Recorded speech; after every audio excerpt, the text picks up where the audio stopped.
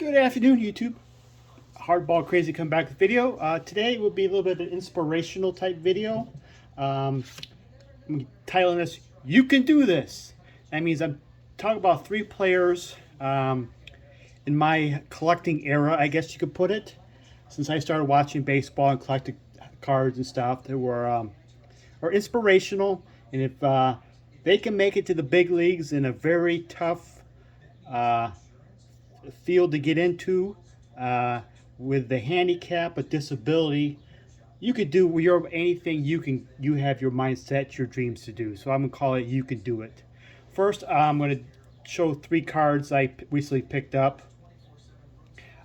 First of all is 90s iconic 90s insert. I have a few blue inserts, but I don't have the red parallel, which is the SP die cut Hollow View from 94 SP.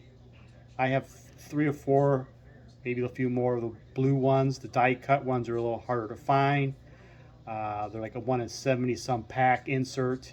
I think there's only several hundred of these out there of the die cut. Jeff Kent, found at a decent price. Probably future Hall of Famer. I'm anticipating if he gets in the Hall of Fame will be during the Veterans Committee. Cool autograph promotional fundraiser from 2019 for Seattle's Children's Hospital. They made a card set of Seattle celebrities, baseball players, athletes, and helped raise funds.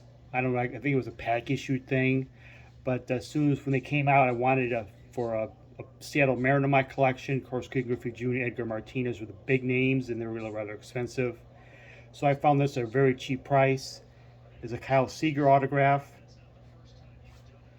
It talks about his philanthropy of the Children's Seattle Children's Hospital, helping out our future.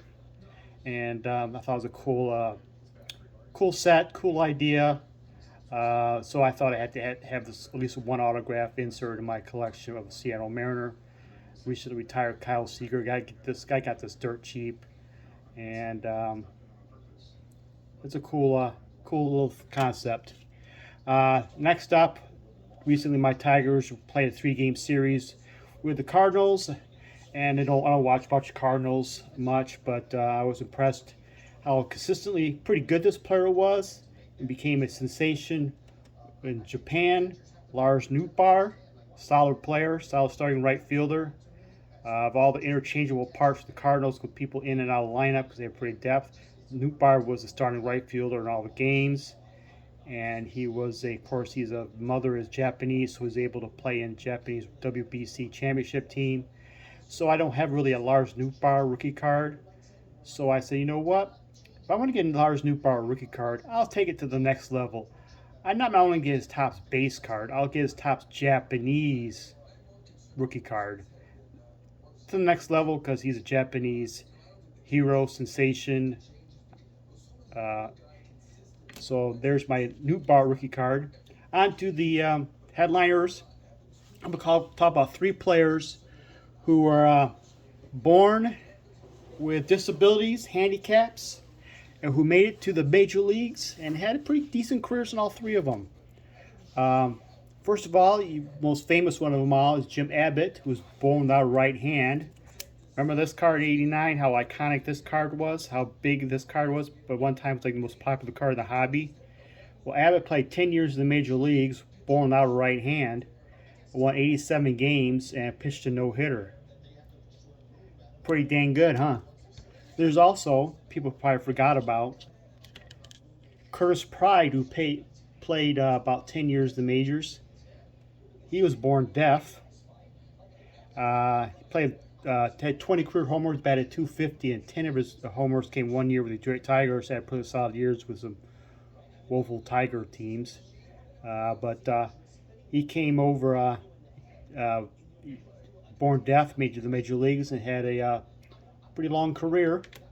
The last one, Jim Eisenreich, who had Tourette syndrome, came up with the Twins in 82, played a few years there, voluntarily retired, after like 3 years, 4 years, till he finally figured out what his diagnosis with Tourette syndrome. Voluntarily retired, then came back. Didn't want to in his later years say, "What if I never took a second chance in the major leagues?" So he did it, and ended up playing from '87 through '98. Career 290 hitter. Won World Series with the Marlins and the division, another pennant with the Phillies. Solid hitter. A little fact about Jim Eisenreich in 1996. Last year with the Phillies.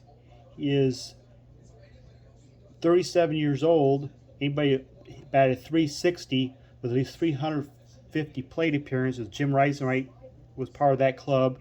Others who were part of that was Barry Bonds, Tony Gwynn, Ted Williams, Ty Cobb, Tris Speaker, and Nap Lajoie.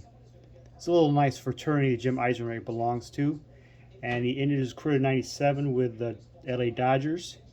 And that's three players who are came through with born disabilities, handicaps, who made it to the top of the field in a very tough field to get into and become successful at.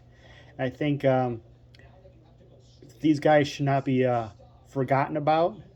Should have a little more hobby love, baseball love, more appreciation, I guess.